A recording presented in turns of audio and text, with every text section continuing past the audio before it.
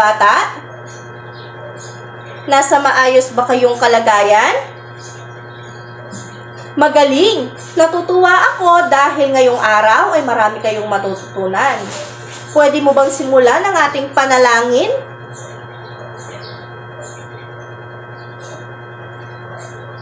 Maraming salamat, Cecilia, sa pangunguna sa ating panalangin. Ngayon naman, bago kayo umupo, ay pagmasdan nyo muna ang inyong kapaligiran at pulutin ang mga kalat na inyong makikita. Nakaupo na ba ang lahat? Mahusay! Ngayon naman ay magtatala tayo ng mga lumiban sa ating klase. Mean, bilang ikaw ang sekretarya ng ating silid-aralan, sino ang lumiban sa ating klase ngayon? Mahusay! Walang lumiban sa ating klase. Ngayon, nakasisigurado ako na marami kayong matututunan. At dahil dyan, bigyan nyo nga ng very good clap ang inyong mga sarili. Alam nyo ba ang very good clap? Ganito lamang yun, mga bata. 1, 2, 3. 1, 2, 3. Very good, very good, very good. Ngayon naman, kuhanin nyo ang inyong mga kwaderno upang ating matyakan ang inyong takdang aralin.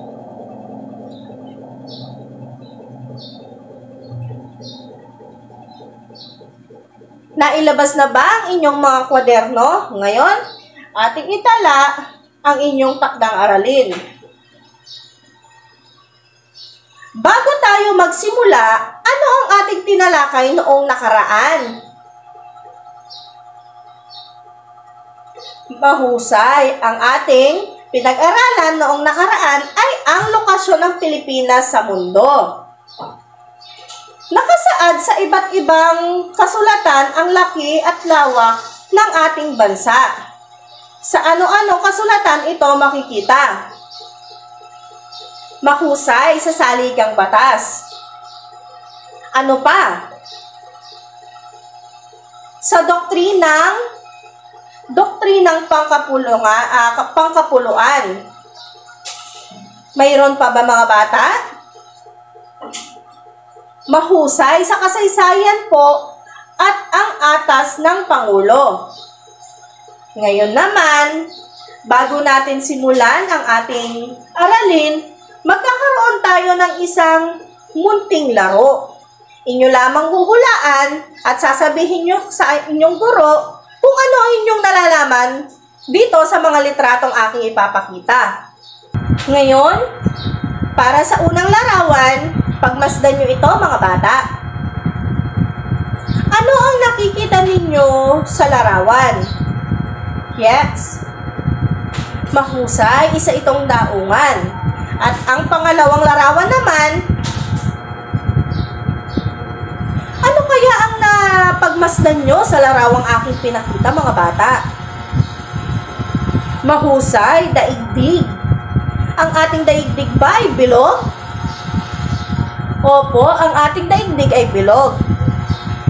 Saan ba ginagamit ang daungan, mga bata? Mahusay, ang daungan ay ginagawang transportasyon o sakayan. Ano kaya ang mga sinasakay sa daungan, mga bata? Malalaman natin yan mamaya. Ano pa ang inyong... May ideya pa ba kayo sa ating tatalakayin ngayong araw? Mahusay, ang ating pag-aaralan ay ang kalakalan sa daigdig. Ngayon, basahin nga natin ang layunin. Sino ang gustong magbasa?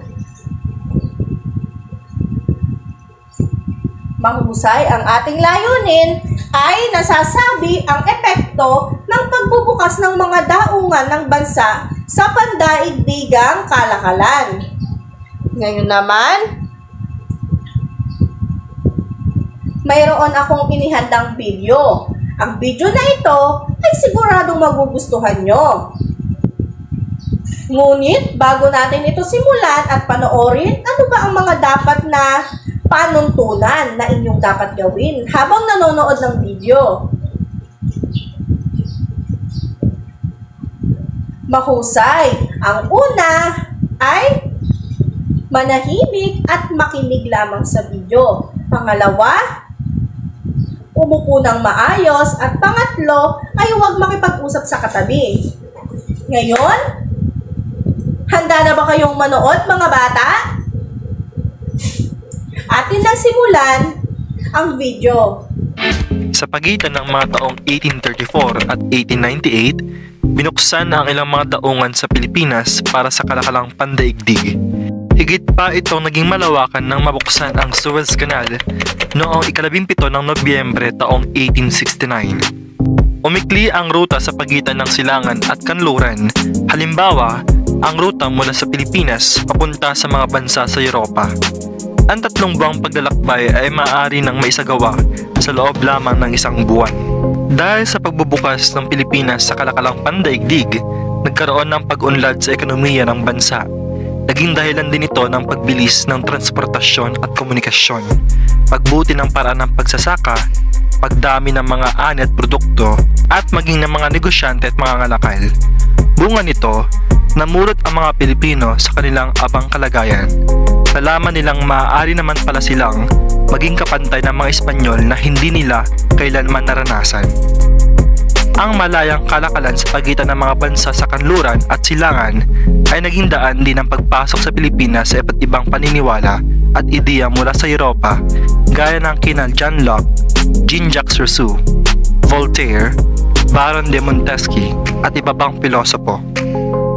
Sa pamamagitan ng mga balita mula sa mga babasahin at maging ng kanilang mga narinig mula sa mga ngalakal na nakarating sa bansa tungkol sa mga kaguluhang nangyayari sa Europa, ay nagkaroon ng pagkaunawa ang mga Pilipino tungkol sa pagkakaroon ng kaisipang mapanghimagsik o revolusyonaryo.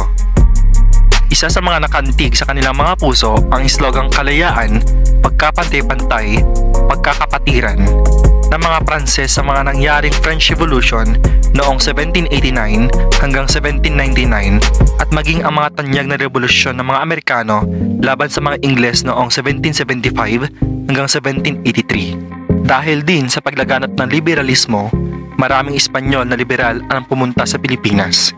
Isa na rito ang bagong hirang na gobernador na si Carlos Maria de la Torre, na kabilang sa pangkat ng mga liberal sa Espanya. Ang simula ng panunungkulan ni Gobernador General Carlos Maria de la Torre noong 23 ng Hunyo taong 1869 ay nakatulong na malaki sa pag-unlad ng nasyonalismo sa puso ng mga Pilipino. Sa kanyang panunungkulan ay nabigyan ng ilang kalayaan at karapatan ang mga Pilipino. Sa unang pagkakataon ay naramdaman nilang sila ay hindi ang mga alipin, kundi mamamayang bahagi ng isang lipunan. Hindi nagtagal ang panunungkulan ni De la Torre dahil maraming Espanyol ang kanyang nakaaway, bunga ng pagiging mabuti niya sa mga Pilipino. Gayunpaman, minahal siya ng mga Pilipino at ang kanyang panunungkulan ay humikayat sa mga Pilipino ipagpatuloy ang kanyang nasimulan.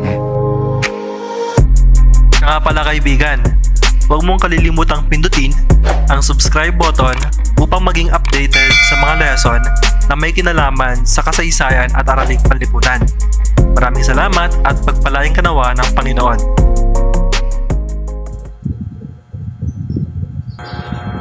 Nagustuhan niyo ba ang inyong pinanood mga bata? May natutunan ba kayo sa inyong pinanood? Magbigay ka nga ng natutunan. Mahusay. Ang isa sa inyong mga maaaring matutunan sa video ay ang epekto po ng pagbubukas ng Pilipinas sa kalakalang pandaigdig. Mayroon pa bang pwedeng magbahagi ng kanyang natutunan? Mahusay ang pagbilis ng transportasyon at komunikasyon. Mahusay, ano pa? Tama din ang inyong tinuran. Pagbuti ng paraan ng pagsasaka, pagdami ng ani at produkto. Ngayon, ako'y masayang-masaya dahil marami kayong natutunan sa inyong pinanood na video. Bago natin buksan ang isang pagsasanay, bigyan ninyo ng very good clap ang inyong mga sarili. Ang gusto ko ay mag-very good clap kayo ng masayang-masaya dahil marami kayong natututunan. Ngayon, 1, 2, 3. 1, 2, 3. 1, 2, 3. Very good, very good, very good. Ngayon, tingnan nga natin kung talagang naintindihan ninyo ang inyong napanood. Ilabas ninyo ang inyong mga kwaderno at sagutin ito. Bibigyan ko lamang kayo ng 5 minuto upang sagutan ang aking inihandang pagsasanay.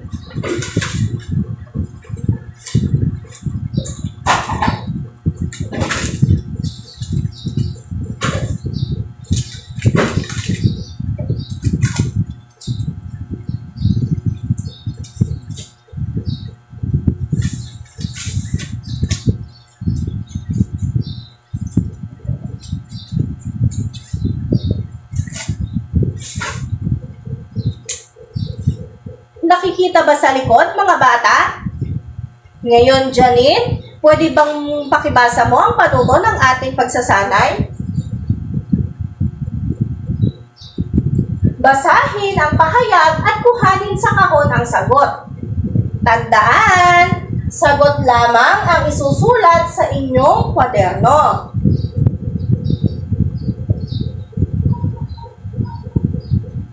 Ngayon, nakalipas na ang 5 minuto. Sasagutan natin ngayon ang pagsasanay. Para sa unang tanong, aking babasahin, pagbubukas ng Suez Canal. Sino ang gustong sumagot sa unang numero? Mahusay. Ang sagot sa pagbubukas ng Suez Canal ay Nobyembre 17, 1898.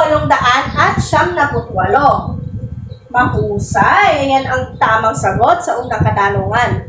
Para naman sa ikalawang katanungan, binuksan ang ilang daungan sa Pilipinas para sa kalakalang pandaigdig. Sino ang maaaring sumagot sa tanong na number 2?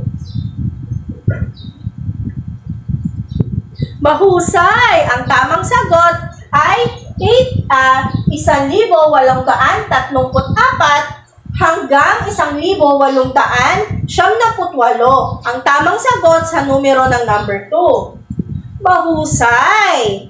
Para naman sa ikatlong katanungan, simula ng panunungkulan ni Carlos Maria de la Torre y Nava Cereda. Sino ang gustong sumagot sa ikatlong katanungan?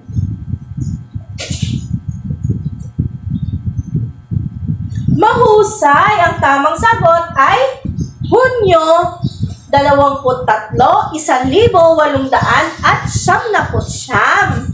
Ito ang tamang sagot. Nakasusunod ba ang mga bata? At paano naman sa hulihan? Mahusay! Para sa ika-4 na bilang, dito lumalapag ang mga produkto para sa kalakalan. Naalala nyo ba ang ating ginawang laro kanina, mga bata? Mahusay, ang tamang sagot dito ay daungan. Bilang 4, ang kumpleto o ang nakaperpektong sagot. Sino ang naka-4? Mahusay, bigyan natin ng 5 palakpak ang naka-perpektong sagot. 1, 2, 3, 4, 5. Sino naman ang naka-3? 2 at 1. Mayroon ding mga naka-3 puntos sa inyo, mga bata. Pero hindi ito nagpapatunay na hindi kayo nakikinig. Ngayon, makinig kayo mabuti sapagkat ating lalawakan ang ating aralin. Para sa naka-3, 2 at 1 puntos, bigyan na naman natin sila ng 4 na palakpak. 1, 2, 3, 4. Hahatiin ko kayo sa 2 pangkat gamit ang socialized discussion o malayang talakayan. At gamit ang kalaman na ibibigay ko sa inyo, ang bawat miyembro ay magbibigay ng kanilang opinyon o kasagutan sa bawat tanong na nakasulat sa ating activity card. Ilahad ang pangkatang gawain sa pamamagitan ng tagapagsalita. Bawat pangkat, bibigyan ko lamang kayo ng 5 minuto para sa gawain ito. May tanong pa ba? Tapos na ang 5 minuto, inaanyayahan ko ang lahat ng mga tagapagsalita ng grupo na pumunta sa harap at iulat ang mga inyong napag-usapan. Mahusay! Bigyan nyo ng inyong mga sarili ng 3 palakpak. 1, 2, 3. Para mas makatiyak ako kung naintindihan nyo ba ang ating aralin, nais kong ilabas nyo ang masaya,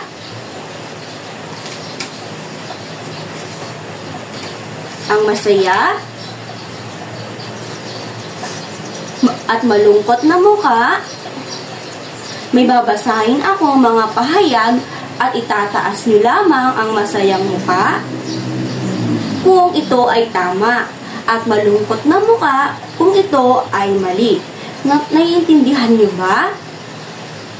Handa na ba kayo?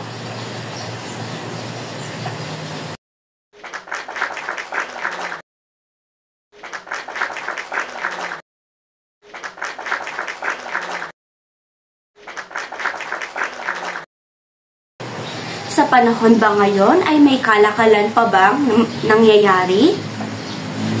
Tama! Hanggang ngayon ay may kalakalan pa rin nangyayari sa iba't ibang parte ng mundo.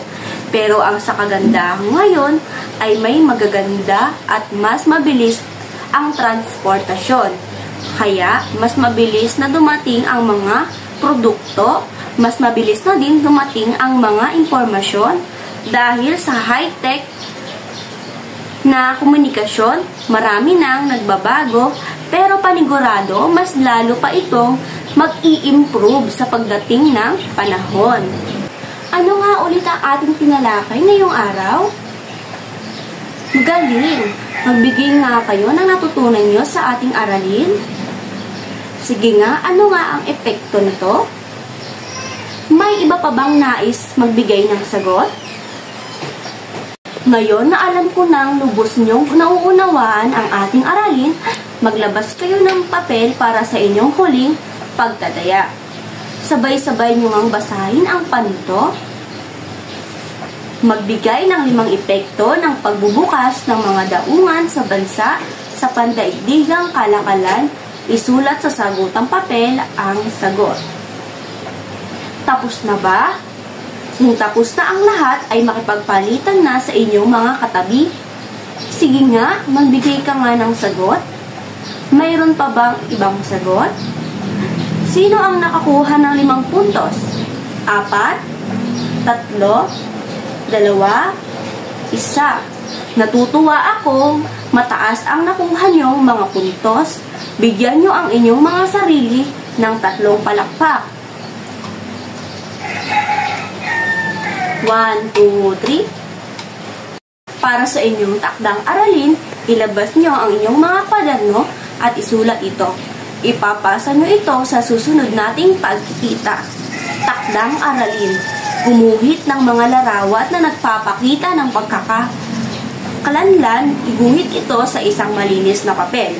Sagutin ang tanong, bakit mahalaga ang pakikipagkalakalan? Sagutan ito sa pamamagitan ng 3 hanggang 5 pangungusap. Tapos na ba? Kung wala na kayong tanong, ay iligpit nyo na ang inyong gamit, tiyaking walang kalat na iiwan sa inyong pwesto. Paalam mga bata, mag-iingat kayo sa inyong pag-uwi.